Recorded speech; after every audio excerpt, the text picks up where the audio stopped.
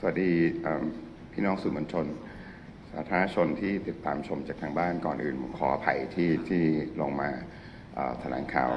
ช้านิดหนึ่งนะครับเพราะว่ามีพัฒนาการเกิดขึ้นตลอดเวลานะครับผมขอถือโอกาสนี้แถลงชี้แจงข้อเท็จจริงเกี่ยวกับเหตุการณ์ที่เกิดขึ้นนะครับตั้งแต่ช่วงค่ำของเมื่อคืนนี้นะครับกรณีสถานการณ์ชายแดนไทยกัมพูชานะครับเรื่องแรก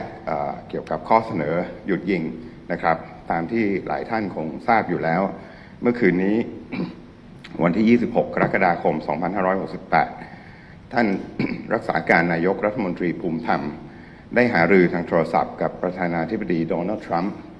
โดยฝ่ายไทยได้ยืนยันอย่างหนักแน่นนะครับถึงจุดยืนของไทยในการแก้ไขปัญหาชายแดนกับกัมพูชาด้วยสันติวิธีโดยเฉพาะผ่านการเจรจาทวิภาคี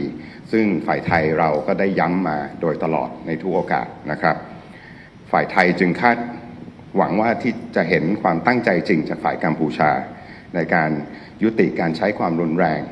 โดยเฉพาะเรื่องการโจมตีที่ไม่เลือกเป้าหมายหากฝ่ายกัมพูชาแสดงความจริงใจและสุจริตใจในการแก้ไขปัญหา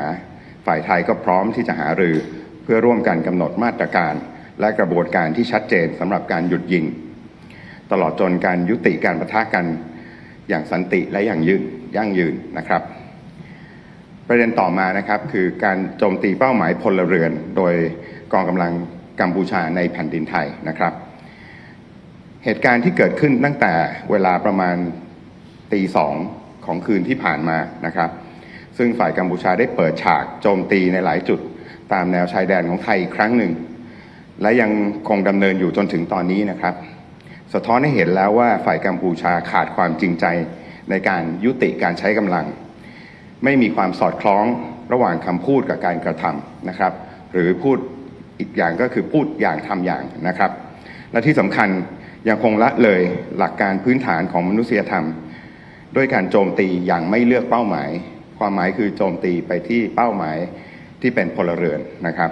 สิ่งเหล่านี้ไม่ควรเกิดขึ้นกับประเทศใดนะครับและในฐานะประเทศที่มีความรับผิดชอบอย่างแท้จริงต่อประชาคมระหว่างประเทศไทยเองก็ไม่สามารถเพิกเฉยต่อการกระทำอันไร้มนุษยธรรมของกัมพูชาผมขอยกตัวอย่างว่าเหตุการณ์โจมตีที่ไม่เลือกเป้าหมายที่ผมกล่าวไปแล้วเนี่ยสะท้อนถึงการเพิกเฉยต่อคุณค่าความเป็นมนุษย์ของฝ่ายกัมพูชานะครับเช่นการที่กองกำลังของกัมพูชาตั้งฐานยิงนะครับอยู่ในบริเวณโรงเรียนในบริเวณวัดบ้านเรือนของประชาชนตัวเองเนี่ยเพื่อหลีกเลี่ยงการตอบโต้จากฝ่ายไทยอันนี้ถือเป็นการใช้โล่มนุษย์หรือ human shield นะครับอย่างชัดเจน2เนี่ยการโจมตีใส่โรงพยาบาลสนามของฝ่ายไทยรวมทั้งสถานพยาบาลอื่นๆทำให้การดูแลผู้บาดเจ็บทั้งทหารและพลเรือนโดนโดยฝ่ายไทยนะครับของฝ่ายไทยนะครับขอย้ำอีกครั้งครับว่าการกระทำของกองทัพกัมพูชาในช่วงที่ผ่านมาไม่เป็นเพียงการละเมิดอธิปไตยและบูรณภาพแห่งดินแดนของไทยเท่านั้นแต่ยังถือเป็นการละเมิดอย่างร้ายแรงต่อกฎหมายระหว่างประเทศไม่ว่าจะเป็นกฎบัตรสหประชาชาติหรือกฎหมายมนุษยธรรมระหว่างประเทศนะครับทั้งสองเหตุการณ์ข้างต้นฝ่ายความมั่นคงไทยมีหลักฐานชัดเจนดังนั้นเนี่ยเมื่อช่วงเช้าที่ผ่านมาวันที่ 27 กรกฎาคมกระทรวงการต่างประเทศจึงได้ออกแถลงการณ์กรณีกัมพูชาใช้อาวุธร้ายแรงยิงเข้าใส่บ้านเรือนประชาชนในดินแดนที่จังหวัดสุรินทร์ทั้งยังมีการเผยแพร่ข้อมูลที่บิดเบือนและข้อมูลเท็จโดยกล่าวหาว่าฝ่ายไทยเป็นฝ่ายเปิดฉากยิงก่อนนะครับผมจะขออ่านแถลงการณ์ที่ได้ออกไปแล้วเมื่อเช้าดังนี้นะครับ1. ประเทศไทยขอประณามการกระทำอันร้ายแรงและเป็นการละเมิดกฎหมายระหว่างประเทศซ้ำแล้วซ้ำเล่าอย่างรุนแรงที่สุดและขอเรียกร้องให้กัมพูชาหยุดการโจมตีเป้าหมายพลเรือนในทันทีการยุติการสู้รบไม่อาจเกิดขึ้นได้ตราบใดที่กัมพูชายังขาดความสุจริตใจอย่างร้ายแรงและละเมิดสิทธิมนุษยชนและหลักการพื้นฐานของกฎหมายมนุษยธรรมอย่างต่อเนื่องประเทศไทยขอสงวนสิทธิ์ในการป้องกันตนเองตามที่บัญญัติไว้ในข้อ 51 ของกฎบัตรสหประชาชาติและได้ดำเนินการตอบโต้ในลักษณะที่เป็น จำกัดเฉพาะเป้าหมายทางทหารเพื่อขจัดภัยคุกคามต่ออธิปไตยและบูรณภาพแห่งดินแดนของไทยข้อ 2. ประเทศไทยขอเรียกร้องให้ประชาคมระหว่างประเทศประณามการกระทำที่ไร้มนุษยธรรมและเลวร้ายเหล่านี้ของกัมพูชาซึ่งไม่อาจยอมรับได้ในระเบียบโลกที่ยึดถือกติกาและหลักนิติธรรมอันนี้ก็เป็นแถลงการที่เราออกไปเมื่อเช้านี้นะครับและในวันนี้วันที่ 27 กรกฎาคม 2568 รัฐมนตรีว่าการกระทรวงการต่างประเทศได้ส่งหนังสือถึงหน่วยงานสหประชาชาติอีก2ฉบับนะครับได้แก่องค์การทุนเพื่อเด็กสหประชาชาติหรือยูนิเซฟแล้วก็ถึงข้าหลวงใหญ่สิทธิมนุษยชนแห่งสหประชาชาติ OHCHR นะครับเพื่อแจ้งกรณีการโจมตีตามแนวชายแดนที่ฝ่ายกัมพูชาเป็นฝ่ายเริ่มต้นตั้งแต่วันที่ 24 กรกฎาคมที่ผ่านมาซึ่งการโจมตีอย่างรุนแรงไม่เลือกเป้าหมายและละเมิดกฎหมายระหว่างประเทศนี้ทำให้มีพลเรือนเสียชีวิตและบาดเจ็บจำนวนมากอีกทั้งการอพยพออกจากพื้นที่ยังส่งผลให้ประชาชนต้องออกจากบ้านเรือนคนเจ็บป่วยไม่สามารถรับการรักษาพยาบาลอีกทั้งการปิดโรงเรียนก็สร้างความเสียหายต่อเด็กในระยะยาวซึ่งขัดต่อพันธกรณีระหว่างประเทศของกัมพูชาโดยเฉพาะในด้านสิทธิมนุษยชนและกฎหมายมนุษยธรรมระหว่างประเทศโดยเฉพาะต่อสตรีเด็กและผู้พิการนะครับรายละเอียดของหนังสือจดหมายทั้ง2ฉบับฉบับแรกถึงองค์การทุนเพื่อเด็กแห่งสหประชาชาติยูนิเซฟเพื่อเรียกร้องให้กัมพูชายุติการใช้กำลังที่ทำให้สูญเสียชีวิตและทำให้ประชาชนผู้บริสุทธิ์โดยเฉพาะเด็กตกอยู่ในสภาวะเสี่ยงและเปราะบางโดยทันทีฉบับที่2ถึงข้าหลวงใหญ่สิทธิมนุษยชนแห่งสหประชาชาติ OHCHR เพื่อแจ้งการละเมิดอนุสัญญาต่างๆด้านสิทธิมนุษยชนโดยขอให้ OHCHR พิจารณาใช้อำนาจตามอานัตเรียกร้องให้กัมพูชายุติการกระทำดังกล่าวเรื่องถัดไปนะครับการบิดเบือนข่าวอย่างเป็นขบวนการของกัมพูชาขณะที่ผมแถลงอยู่นี้ฝ่ายกัมพูชายังคงใช้อาวุธร้ายแรงนะครับโจมตีไทยในหลายพื้นที่ในจังหวัดชายแดนไทยในขณะที่นำเสนอว่าตนเป็นสมาชิกที่มีความรับผิดชอบของประชาคมโลกแต่กลับดำเนินการเผยแพร่ข้อมูลเท็จและข้อมูลบิดเบือนว่าตัวเองเป็นฝ่ายถูกกระทำอย่างไม่หยุดหย่อน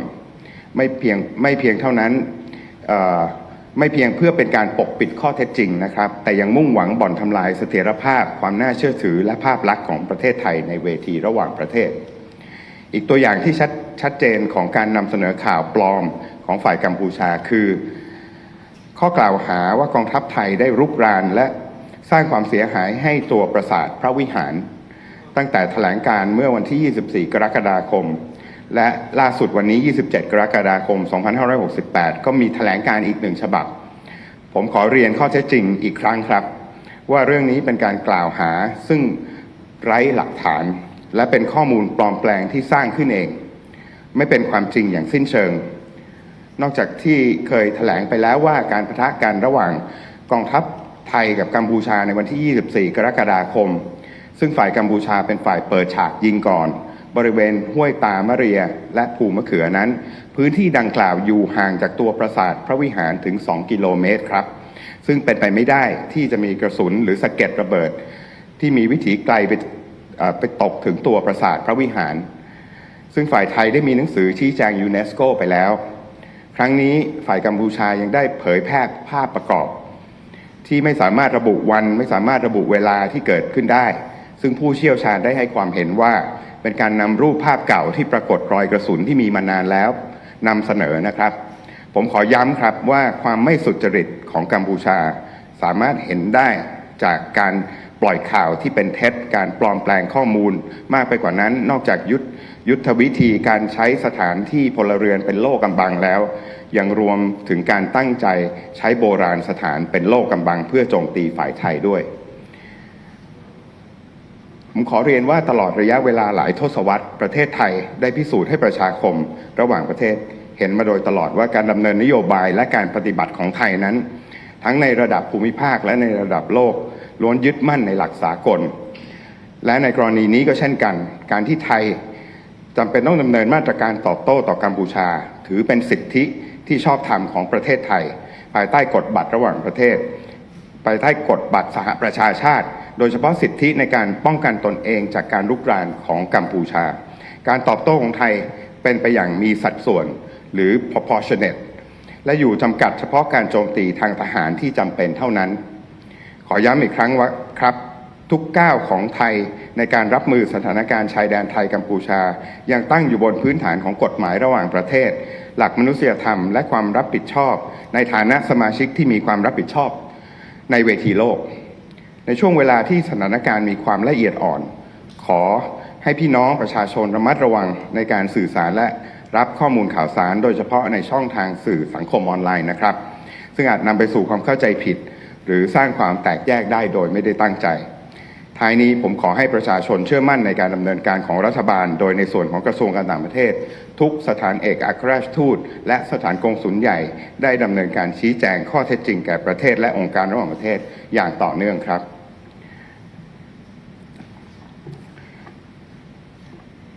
I will now translate what I just said in English. This press conference is to provide you an update regarding the events that have taken place since last night.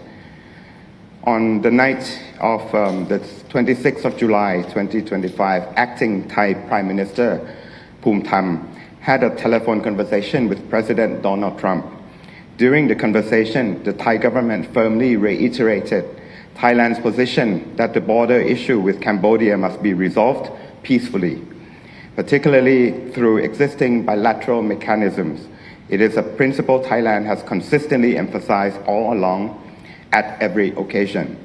Thailand therefore hopes to see sincere intention from the Cambodian side to cease the indiscriminate and inhumane attacks.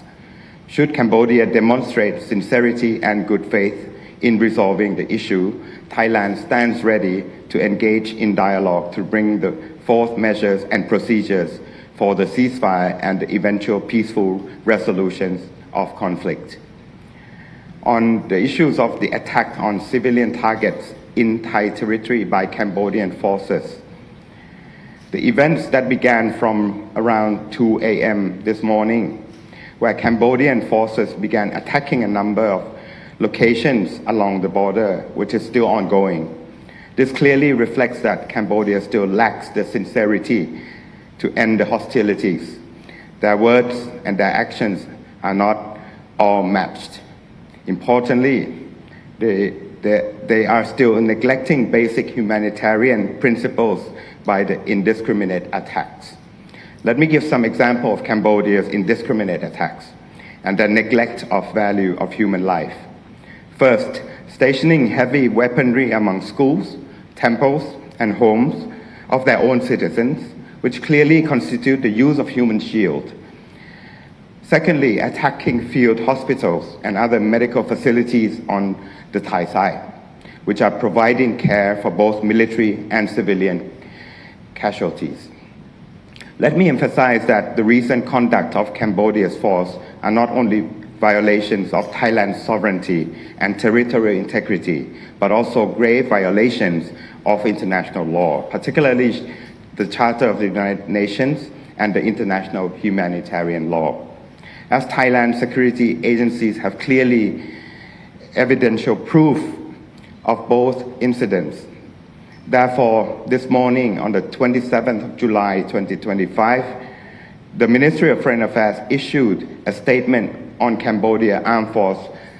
fired heavy artillery into civilian homes in Surin province as follows. I will read out Thailand's statement on Cambodian armed forces fired heavy artillery into civilian homes in Surin province on the morning of the 27th of July 2025. First, Thailand condemns in the strongest terms these egregious and repeated violations of international law and calls on Cambodia to immediately cease attacking civilian targets. Any cessation of hostilities cannot be reached while Cambodia is severely lacking in good faith and repeatedly violating the basic principle of human rights and humanitarian law. Thailand reserves the inherent right to self-defense enshrined in Article 51 of the United Nations Charter and has responded at limited military targets to neutralize the threats to our national sovereignty and territorial integrity. Second, we call on the international community to condemn these inhumane, reprehensible acts being committed by Cambodia which have no place in a rule-based international order. Today, the 27th of July 2025, Foreign Minister Marit Sangiampong sent 2 additional letters to UN agencies to inform them of the attacks along the border that were initiated by Cambodia beginning of 24th of July. These aggressive and indiscriminate attacks in violation of international law resulted in significant losses of civilian lives and injuries, while mass evacuation have forced people to leave their homes, disrupting medical treatment for the sick and injured, and closing schools which cause long-term impact to children. The first letter to the United Nations Children's Fund, or UNICEF, to call on UNICEF to urge Cambodia to immediately cease all actions that claim human lives and put innocent people, in particular children, at risk and in vulnerable situations. The second letter, sent to the UN High Commissioner for Human Rights, or OHCHR, to notify him of Cambodia's violation of various international human rights instruments and calling on OHCHR to use power under their mandate to urge Cambodia to end the said attacks. Next, on Cambodia disinformation campaign. As I speak, Cambodian forces continue to use heavy artillery to attack Thailand in several areas along our border provinces. While Cambodia presents itself as a responsible member of the international community, it spreads misinformation and disinformation, persistently portraying itself as the victim. This is not only an attempt to conceal the truth, but also a deliberate effort to undermine Thailand's credibility and reputation on the international stage. Another clear example of Cambodia's dissemination of fake news is the false allegation that the Thai military caused damage to Pravihan Temple. This claim first appeared in a statement dated 24th of July and again in another statement issued today. Let me once again reiterate the facts that this allegation is baseless, entirely fabricated, and completely false, untrue. As previously stated, the clash between Thai and Cambodian forces on the 24th of July, which was initiated by the Cambodian side, was in Hoi Ta Maria and Pumakua areas. These are located 2 kilometers away from Pravihan Temple. It would be therefore practically impossible to imply that ammunition rounds or shrapnel were able to reach the temple from those areas. Thailand has already submitted an explanation to UNESCO to refute these baseless accusations. Furthermore, the Cambodian side has circulated images that not only be verified for date and time, experts have noted that these are old images showing bullet marks that have existed for a long time, repurposed to mislead the public. I must emphasize again that Cambodia's lack of good faith is clearly evident through the dissemination of false information and the fabrication of evidence. In addition to the tactic of using civilian locations as shield, these appears to be a deliberate intent to use historical sites as shield for attacking Thai forces as well. Throughout many decades, Thailand has always shown in the international community that Thailand's policy and action at the regional or global levels are based on adherence to international principles. In other words, our track record speaks for itself. This is the case here also, where Thailand is compelled to act in response to Cambodia, which is an inherent right of states under the United Nations Charter, especially the right to self-defense. Thailand's response has always been proportionate and limited to necessary military targets. Let me reiterate that all steps taken by Thailand on the border situation are founded on the principle of international law, humanitarian principles, and our position as a responsible member of the global community. While the situation remains volatile, I urge the public to exercise caution in communicating and receiving information, especially through social media, which may cause misunderstanding and unintended divisions in the society.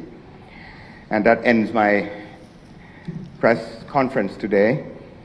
ผมจบการแถลงข่าวในวันนี้เท่านี้นะครับจะ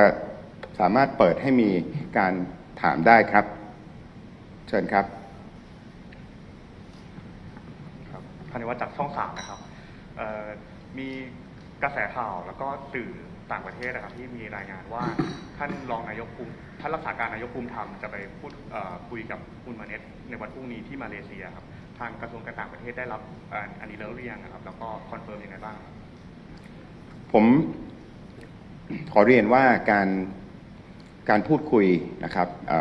ได้เริ่มต้นขึ้นนะครับหมายถึงว่าฝ่ายไทยได้มีการประสานการหารือต่างๆนะครับตามที่เริ่มต้นจากการพูดคุยจากฝ่ายอเมริกาเมื่อคืนนี้นะครับก็ตามที่ปรากฏเป็นข่าวผมก็ขอเรียนรายละเอียดเพียงเท่านั้นตามที่ปรากฏเป็นข่าวเท่านั้นจริงๆครับมากกว่านั้นอาจจะไปเกี่ยวข้องกับความเซนซิทีฟของการหารือนะครับแสดงว่าทางกระทรวงการต่างประเทศยังไม่ได้รับรายงานตรงนี้ถูกไหมครับเราทราบครับเราทราบรายงานครับ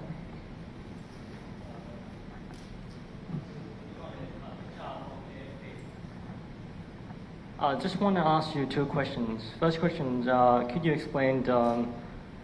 how extensive was the phone call between Kun Phumtham and President Trump last night? And second question, I know you've already explained to the Thai reporter here, but could you also confirm that the Thai FM and the Cambodian FM would be meeting in Malaysia tomorrow? Thank you.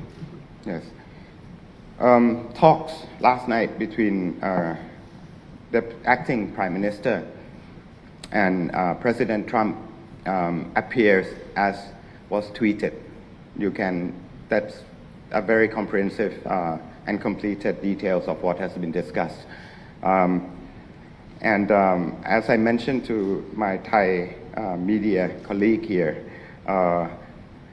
we are right now coordinating since the talk last night. The Ministry of Foreign Affairs has been coordinating for further details, and as it has been appeared on news that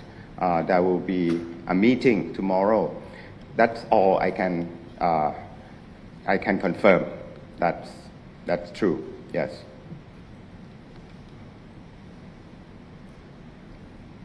ไม่มีคำถามนะครับจากช่อง7นะครับเรื่องของการข่าวที่บอกว่าทางรัฐมนตรีว่าการกระทรวงการต่างประเทศของไทยกับกัมพูชามีการพูดคุยกันเมื่อช่วงเที่ยงที่ผ่านมาการข่าวนี้เป็นยังไงบ้างครับมีการหารือกันนะครับผ่านสหรัฐอเมริกาอันนั้นเป็นสิ่งที่ผมบอกได้ว่าผมยืนยันได้นะครับอย่างที่ผมได้เรียนตั้งแต่เมื่อคืนนี้นะครับก็ได้มีความพยายามที่จะโดยสหรัฐนะครับแล้วก็จริงๆก็มีหลายประเทศนะครับที่พยายามช่วยเรื่องนี้นะครับแต่ว่าใช่ตั้งแต่เมื่อคืนนี้ที่ท่านประธานาธิบดีทรัมป์ได้พยายามให้สองฝ่ายพูดคุยกันก็ได้มีการประสานนะครับโดยกระทรวงการต่างประเทศเนี่ยพยายามหาช่องทางที่จะพูดคุยนะครับแต่ว่ายังไม่ได้คุยกันนะครับระหว่างรัฐมนตรีมีความเป็นไปได้ตอนเที่ยงนะฮะที่พูดถึงตอนเที่ยงเมื่อเที่ยงวันนี้ครับที่ท่านภูมิธรรมบอกว่าจะให้ทั้งสองรัฐมนตรีของทั้งสองประเทศพูดคุยกันมันมีความเป็นไปได้ไหมครับที่จะมีการพูดคุยกันเพื่อที่จะให้เกิดการหยุดยิงหรือว่าเรื่องของการปะทะต่างๆที่เกิดขึ้นขอเรียนอย่างนี้ครับ และผมย้ำท่าทีที่ผมเคยให้กับพี่น้องสื่อมวลชนทุกอย่างเป็นไปได้แต่มันมีข้อแม้อยู่ข้อหนึ่งคือความจริงใจจากฝ่ายกัมพูชาอันนั้นคือ precondition หากมีความจริงใจที่เราสร้างความไว้ใจให้กับเราได้การพูดคุยเกิดขึ้นได้เราพูดมาตลอดว่าเราต้องการหาข้อยุติอย่างสันติวิธีผ่านการพูดคุยแต่ก่อนจะไปถึงจุดนั้น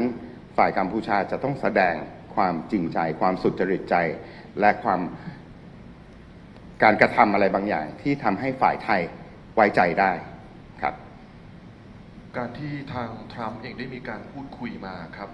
บรรยากาศการพูดคุยเป็นยังไงบ้างครับคือเป็นการประกาศก้าวเลยไหมหรือว่ารูปแบบทางการพูดคุยเป็นยังไงบ้างครับผมไม่ได้อยู่ในเหตุการณ์นะครับหมายถึงคุยกับท่านประธานาธิบดีทรัมป์ใช่ไหมฮะแต่เท่าที่ผมได้ยินมาได้ทราบมานะฮะก็เป็นการพูดคุยแบบคือประธานาธิบดีทรัมป์ก็พูดด้วยความหวังดีนะครับที่เขากำลังเจรจาภาษีกับทั้งสองประเทศแล้วเขาก็พูดตรงๆว่าเขาเจรจาไม่ได้หากยังมีความไม่สงบกันอยู่กับระหว่างทั้งสองประเทศเพราะฉะนั้นผมก็คิดว่าต้องขอเท้าความไปนะฮะอันนี้มันก็ไม่ใช่ครั้งแรกนะครับแม้ประเทศจีนก็เคยเสนอที่จะช่วยเรามาเลเซียก็เช่นกันแต่อันนี้เนี่ยมันก็อาจจะมีเรื่องของ reciprocal tariff เข้ามาด้วยที่ทำให้ทั้งสองฝ่ายอาจจะต้องใช้ความพยายามนิดหนึ่งที่จะต้องคุยกันนะครับอย่างที่เรียนฝ่ายไทยพร้อมมานานแล้วแต่ว่ามันมีข้อแม้อยู่ว่าเราไว้ใจได้แค่ไหนมีความสุจริตใจจากฝ่ายกัมพูชาแค่ไหนนะครับบรรยากาศการคุยทั้งนั้นเท่าที่ผมได้รับทราบมาก็เป็นการคุยที่ประเทศมิตรประเทศหนึ่งหวังดีครับ yes ขอไมโครโฟนclarify that you confirmed that there will be a meeting between Cambodia and Thailand tomorrow. Is that what you said? I can confirm that as it has already been the news issued by the Malaysian side. As ASEAN chair, Malaysia has offered to host the meeting. But it will happen, right? I suppose so. I look forward to that. แต่มีคำถามอื่นไหมครับ โอเคนะครับขอบคุณมากครับ